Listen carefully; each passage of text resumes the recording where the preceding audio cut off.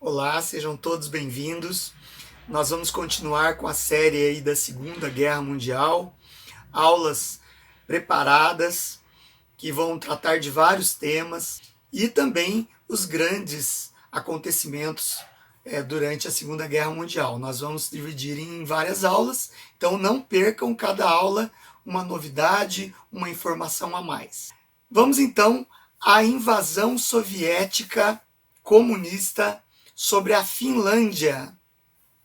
O Pacto de Não Agressão, assinado entre a Alemanha e a União Soviética em 1939, que permitiu que a Alemanha invadisse a Polônia sem a preocupação de uma represália soviética, também abriu espaço e direito para que o ditador soviético comunista Stalin, Joseph Stalin, tomasse a região das repúblicas bálticas, também a Finlândia.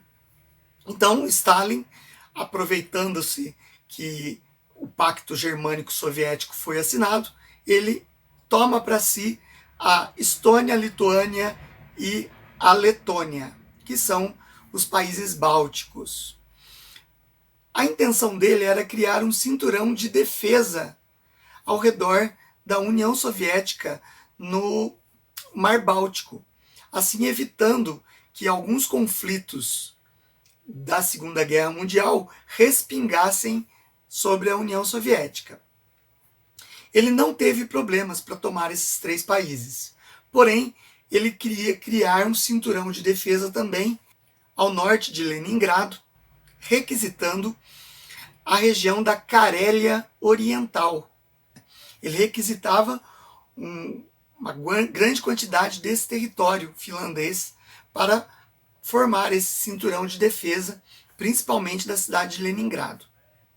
Acontece que os finlandeses, no início do mês de novembro, começaram a refutar qualquer tipo de acordo com os soviéticos.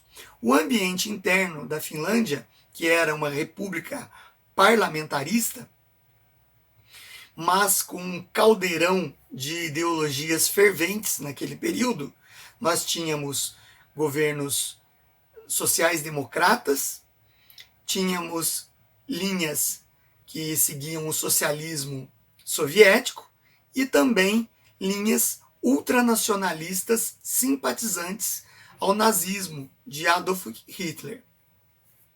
Todas essas forças políticas convergiam para aquele momento histórico de início da Segunda Guerra Mundial.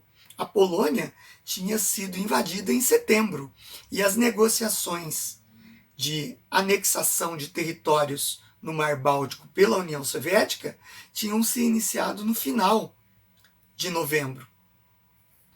E as anexações dos países bálticos, em pleno novembro, já haviam sido concretizadas pela União Soviética. Acontece que a Finlândia não tinha um exército tão numeroso e também não estava preparada, porque desde a Primeira Guerra Mundial ela optou em ser um país neutro, com umas forças armadas pouco preparadas e também obsoletas. Acontece que nessas negociações de paz, a Finlândia começou a usar uma estratégia para enfraquecer a União Soviética nessas negociações. Ela fez, através dos seus diplomatas, vários contatos com diversos países da Europa, principalmente Inglaterra e França, e na Sociedade das Nações, divulgando que o país estava sob ameaça de uma invasão comunista. Assim, houve um movimento internacional de ajuda à Finlândia, lembrando muito aquelas brigadas internacionais que lutaram contra Francisco Franco na Espanha, mas que naquela época foram capitaneadas pelos soviéticos. Agora era o processo inverso. As repúblicas democráticas da Europa estavam se organizando em defesa da liberdade da Finlândia.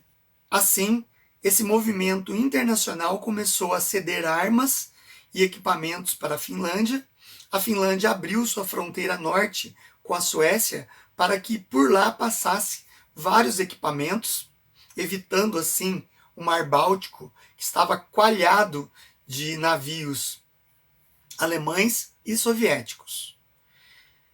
Ao saber disso, a Alemanha nazista, que já tinha iniciado a Segunda Guerra Mundial com a invasão da Polônia, que não era simpatizante do Stalin, mas tinha um acordo de não agressão, viu com muito maus olhos a ajuda da Suécia abrindo seu território para a passagem de equipamentos militares de países como a Inglaterra e França. Assim, Hitler fez um ultimato à Suécia, que ela fechasse as suas fronteiras para qualquer ajuda internacional à Finlândia. Caso ela desobedecesse, a Alemanha declararia guerra à Suécia. Então a Suécia imediatamente retrocedeu e fechou a sua fronteira. Praticamente a Finlândia ficou sozinha. E no início de novembro de 1939, a Finlândia tinha já sido interrompida as linhas de fornecimento de material bélico e de soldados até de brigadas internacionais para ajudá-la. Ela acaba ficando sozinha nas negociações. E essas negociações, a União Soviética cada vez pedia mais e oferecia menos em troca. Assim, o governo de Stalin monta no sul da Finlândia, numa cidade fronteiriça que os soviéticos haviam tomado, monta ali um governo fantoche, paralelo ao governo finlandês, alegando que aquele ali seria o governo apoiado pelos soviéticos que governaria a Finlândia. Com isso, as negociações ficaram impossíveis e a Finlândia acaba, no dia 30 de novembro, entrando em conflito bélico contra os soviéticos. O que parecia ser um massacre soviético facilmente impetrado, acabou sendo uma pedra no sapato de Stalin. Por quê? O exército de Stalin, o Exército Vermelho, que tinha os seus antigos generais sendo expurgados, porque Stalin não confiava durante a sua ditadura, Stalin não confiava na sua alta cúpula militar nos anos 20 e 30. E com isso, ele fazia expurgos da alta cúpula, renovando essa alta cúpula. O problema é que os generais do exército de Stalin, aqueles generais experientes, eles estavam expurgados das forças armadas. E com isso, o exército tinha pouca experiência de comando. E os soldados, que eram novatos nas batalhas em 1939, não tinham experiências no campo de batalha. Por isso, quando em 30 de novembro iniciou-se os conflitos contra a Finlândia, apesar do exército soviético ser extremamente numeroso, Stalin enviou em torno de 300 mil soldados para a invasão da Finlândia. Os finlandeses, com uma força muito menor, em torno de 100 mil soldados, conseguiu, através de várias estratégias, impedir o avanço soviético. Existia uma linha de defesa de concreto no sul da Finlândia, chamada linha Mannerheim, em homenagem a Karl Mannerheim, um marechal do exército finlandês. Nessa linha de defesa, os finlandeses se entrincheiraram ali. E o exército soviético, que não tinha um plano de ação bem definido para o desmonte dessa linha de defesa, acabou marchando em direção quase que sem proteção nenhuma. Cartas de soviéticos que combateram no fronte finlandês expressavam a sua angústia através de frases extremamente desesperadas, tais como: estão nos matando como moscas. Isso é um exemplo de como o exército soviético estava muito mal preparado nas estratégias militares. Afinal, as metralhadoras finlandesas não poupavam essa falta de experiência do exército soviético. Além do que, em dezembro, o inverno finlandês rigorosíssimo, em que eles já estavam muito mais acostumados, existiam batalhões finlandeses que agiam na neve com esquis, descendo montanhas nevadas, equipados com agasalhos preparados para a neve e também com esquis, enquanto os soviéticos não estavam preparados desta forma, estavam mal agasalhados também. Apesar do frio soviético ser equivalente ao finlandês, o exército soviético não estava treinado para operações militares em neve espessa. Assim, essa guerra entre Finlândia e União Soviética, que durou 4 meses, de praticamente dezembro de 1939 até 13 de março de 1940, ela acaba chegando ao fim com a vitória soviética, pois o Stalin, vendo esses reveses que ele sofreu, ele acabou ganhando pela quantidade massiva de soldados. Ele enviou constantemente milhares, centenas de milhares de soldados e acabou vencendo os finlandeses pela quantidade. E esses reveses também mostraram para Stalin que ele precisava chamar novamente a sua cúpula militar antiga, que havia sido expurgada, e também renovar as suas forças armadas, porque eles não estavam preparados para uma guerra de amplitude maior como a Segunda Guerra Mundial. E isso foi feito. Até a invasão alemã, o exército soviético acabou sofrendo mudanças drásticas que melhoraram seu desempenho mais tarde.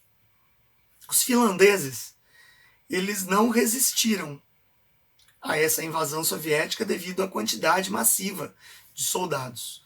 Porém, eles impuseram diversas baixas no exército soviético. Para vocês terem uma ideia, de mais de 500 mil soldados soviéticos, os soviéticos tiveram 126 mil baixas, aproximadamente, e quase 200 mil feridos. O exército finlandês, que era em torno de 100 mil homens, sofreu baixas pesadas também, em torno de 53 mil baixas, proporcionalmente até maior do que as baixas soviéticas. As hostilidades chegaram ao final por volta do dia 13 de março de 1940, porque a Finlândia se viu sozinha nesta guerra, porque todo o holofote se voltou para a invasão alemã sobre a Noruega e a Dinamarca. Então, a Finlândia praticamente se viu sozinha e foi obrigada a usar da estratégia de diminuir as suas perdas humanas e perdas territoriais, assinando um tratado com os soviéticos. Esse tratado dava toda a Carélia Oriental para os soviéticos, uma região altamente industrializada e que estava a poucas dezenas de quilômetros de Leningrado, uma das principais cidades soviéticas.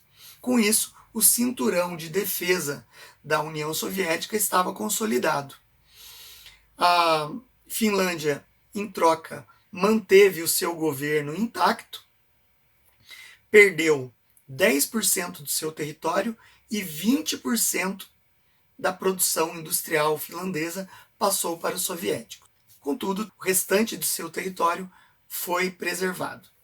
Hitler observou esta guerra de 4 meses entre Finlândia e União Soviética com bastante atenção e percebeu que o exército soviético estava muito mal preparado, o que habilitaria uma invasão da União Soviética mais tarde, quando fosse conveniente, de uma forma muito menos custosa ao exército alemão. Foi assim analisado por Hitler e sua cúpula militar. Então essa foi a aula sobre uma parte pouco falada sobre a Segunda Guerra Mundial, que foi a União Soviética se aproveitando do Pacto de Não Agressão para aumentar a sua área de influência nos países bálticos e uma parte da Escandinávia, que foi a Finlândia, fazendo com que se formasse um cinturão de defesa.